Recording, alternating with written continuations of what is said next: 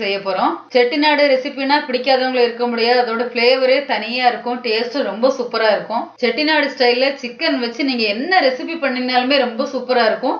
இன்னைக்கு நம்ம இந்த மெத்தட் யூஸ் பண்ணி ஒரு சூப்பரான சிக்கன் கிரேவி செய்ய போறோம். இது இட்லி, தோசை, சாதம், சப்பாத்தி, நான் எல்லாத்துக்குமே செமையா இருக்கும். வாங்க எப்படி செய்யறதுன்னு பார்க்கலாம். 1/2 கிலோ சிக்கன் வாங்கி கழுவி எடுத்து வச்சிருக்கிறேன். அதோட 1/2 மூடி லெமன் ஜூஸ்,